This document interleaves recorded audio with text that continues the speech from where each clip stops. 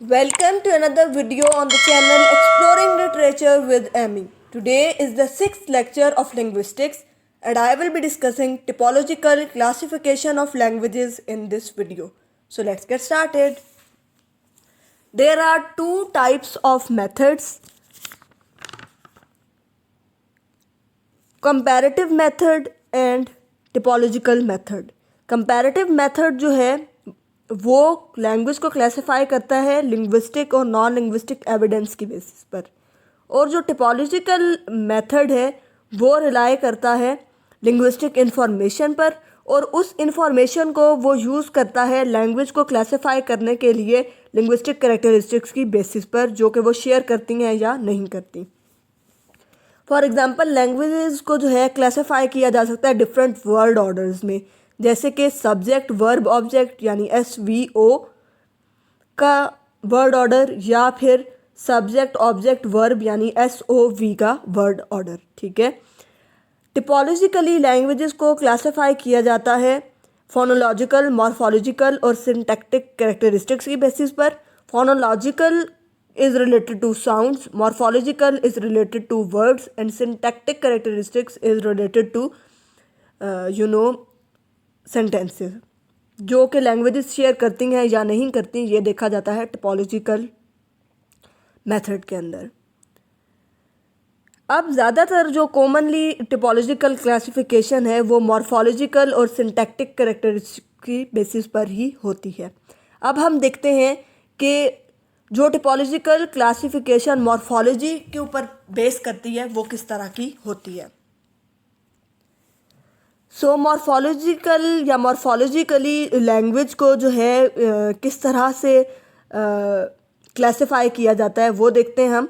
Traditionally जो morphologically language है उसको क्लासिफाई किया जाता है 3 तरह से, यानी लैंग्वेज जो है वो या तो एग्लूटिनेटिव होगी या आइसोलेटिंग होगी या फ्यूजनल होगी। अब टर्किश जो है वो बहुत ज़्यादा एग्लूटिनेटिव लैंग्वेज है। उसकी वजह ये है कि उसके अंदर जो वर्ड्स हैं उनका इंटरनली एक कम्प्लेक्स स्ट्रक्चर जो है वो मौजूद होता है, और जितनी भी मॉर्फीम्स उसमें पाई जाती हैं वो इजीली आइडेंटिफाइएबल होती हैं, वो इजीली आइडेंटिफाई की जा सकती हैं। जो फ्यूजनल लैंग्वेज है वो बेसिकली लाई करती है एग्लूटिनेटिव और आइसोलेटिंग लैंग्वेज के दरमियान। अब आइसोलेटिंग लैंग्वेज क्या होती है? आइसोलेटिंग लैंग्वेज जो है वो एक ऐसी लैंग्वेज है जैसे जो कि इंडिपेंडेंट यूनिट्स पर मुश्तमिल होती है, जिसके अंदर इंडिपेंडेंट यूनिट्स जो हैं वो मौजूद होते हैं। The language that contains independent units वो जो है वो आइसोलेटिंग लैंग्वेज कहलाएगी। ठीक है। जैसे कि हमारे पास चाइनीज़ है, चाइनीज़ जो है वो एक हाईली आइसोलेटिंग लैंग्वेज है। ठीक है। अब फ्यूजनल लैंग्वेज जैसे कि मैंने आपको बताया कि एग्लूटिनेटिव और आइसोलेटिंग के दरमियान की चीज़ है। ठीक है। तो इसके अंदर जो है वो हमारे पास इन दोनों के दरमियान की चीज़ यानी दोनों को मिला जुला कर जो बनी हुई लैंग्वेज होगी वो फ्यूजनल लैंग्वेज होगी। ठीक है। जो पहले हमने 2 लैंग्वेजेस डिस्कस की यानी चाइनीज़ और टर्किश, वो जो हैं वो एग्लूटिनेटिव और आइसोलेटिंग है। ठीक है। अब क्या है, जो लैटिन और जर्मन है वो बेसिकली फ्यूजनल लैंग्वेजेस हैं। और ये दोनों फ्यूजनल क्यों हैं? क्योंकि टर्किश की तरह इनके अंदर जो है वो सेपरेट मॉर्फीम्स जो हैं वो मौजूद नहीं हैं। ठीक है। और जो चाइनीज़ है उसकी तरह इनके अंदर इंडिपेंडेंट यूनिट्स भी मौजूद नहीं है, इसलिए ये दोनों लैंग्वेजेस जो हैं ये फ्यूजनल लैंग्वेजेस जो हैं वो कहलाती हैं। ठीक है। अब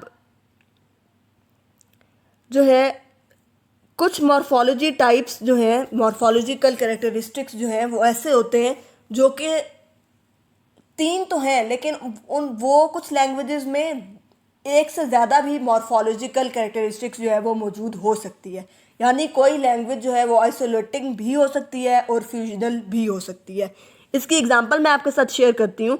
जैसे ओल्ड इंग्लिश है वो टिपिकली फ्यूजनल लैंग्वेज थी, लेकिन जो मॉडर्न इंग्लिश है वो इंक्रीजिंगली आइसोलेटिंग जो है लैंग्वेज है।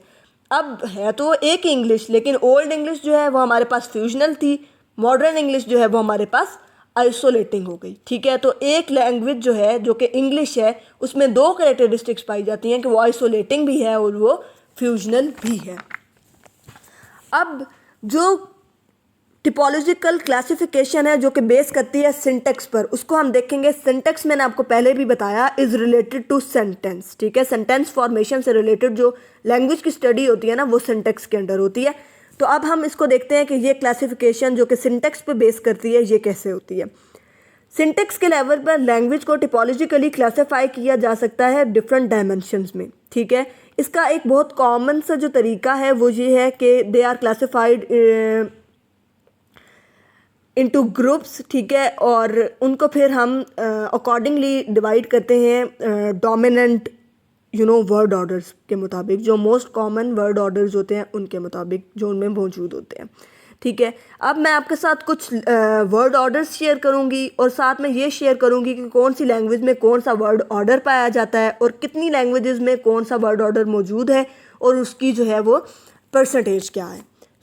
सबसे पहले हमारे पास है SOV यानी सब्जेक्ट ऑब्जेक्ट वर्ब का वर्ड ऑर्डर, जो कि 180 लैंग्वेजेस में मौजूद है और ये 44.78% बनता है। इसकी कुछ एग्जांपल्स हैं बंगाली, हिंदी, जापानीज़, टर्किश और लैटिन वगैरह। ठीक है, नेक्स्ट इज़ हमारे पास सब्जेक्ट वर्ब ऑब्जेक्ट का वर्ड ऑर्डर, जैसे कि SVO। ठीक है, ये 168 लैंग्वेजेस में पाया जाता है और ये 41.79% बनता है, जैसे कि फ्रेंच, मले, रशियन, स्पेनिश वगैरह। ठीक है, नेक्स्ट हमारे पास VSO है यानी वर्ब सब्जेक्ट ऑब्जेक्ट का वर्ड ऑर्डर, जो कि 37 लैंग्वेजेस में मौजूद है और ये 9.20% बनता है। फॉर एग्जांपल अरेबिक, आयरिश वगैरह। ठीक है, हिब्रियो में भी यही वर्ड ऑर्डर जो है वो फॉलो किया जाता है। नेक्स्ट हमारे पास है वर्ब ऑब्जेक्ट सब्जेक्ट यानी VOS। ये 12 लैंग्वेजेस में फॉलो किया जाता है जो कि 2.99% बनती हैं और इसमें हमारे पास एक लैंग्वेज है बॉरी या बॉर, वो इसमें पाई जाती है BAURE। ठीक है, नेक्स्ट हमारे पास ऑब्जेक्ट वर्ब सब्जेक्ट का वर्ड ऑर्डर है जो कि 5 लैंग्वेजेस में मौजूद है और ये 1.24% बनता है। इसमें हमारे पास एरियन लैंग्वेज जो है वो मौजूद है और अपैले जो है वो मौजूद है। APALAI अपैले के स्पेलिंग है और ARECUA अरेकिया जो है ये इसके स्पेलिंग है। ठीक है, नेक्स्ट हमारे पास ऑब्जेक्ट सब्जेक्ट वर्ब का वर्ड ऑर्डर है यानी OSV और ये किसी भी लैंग्वेज में पाया नहीं जाता। ठीक है, अब ये 402 लैंग्वेजेस जो हैं इनमें से हमारे पास जो मोस्ट कॉमन वर्ड ऑर्डर्स हैं वो उनमें हमारे पास सब्जेक्ट ऑब्जेक्ट वर्ब और सब्जेक्ट वर्ब ऑब्जेक्ट हैं और जो ऑब्जेक्ट सब्जेक्ट वर्ब है यानी OSV का वर्ड ऑर्डर है वो हमें किसी भी लैंग्वेज में नहीं मिला। ठीक है, और 5 पॉसिबिलिटीज़ जो हैं सब्जेक्ट ऑब्जेक्ट वर्ब और सब्जेक्ट वर्ब ऑब्जेक्ट ऑर्डर्स में ये बहुत ज़्यादा जो हैं ये पाई जाती हैं 45% और 42% लैंग्वेजेस में। ठीक है, अब जो दूसरे ऑर्डर्स हैं दे आर क्वाइट अनकॉमन। ठीक है, इंग्लिश और जापानीज़ जो हैं ये बेस्ट एग्जांपल्स हैं, गुड एग्जांपल्स हैं सब्जेक्ट वर्ब ऑब्जेक्ट और सब्जेक्ट ऑब्जेक्ट वर्ब की रिस्पेक्टिवली। ठीक है, क्योंकि ये दोनों ऑर्डर्स जो हैं ये मोस्ट कॉमन वर्ड ऑर्डर्स हैं। ठीक है, इन दोनों लैंग्वेजेस में जो मौजूद हैं। ठीक है, द सेंटेंस जो कि मैं आपके साथ शेयर कर रही हूँ, the child broke the toy, ये जो है ये सब्जेक्ट वर्ब ऑब्जेक्ट पर बेस करता है। लेकिन जब हम जापानीज़ की तरफ देखते हैं तो इसमें हमारे पास आता है वर्ड ऑर्डर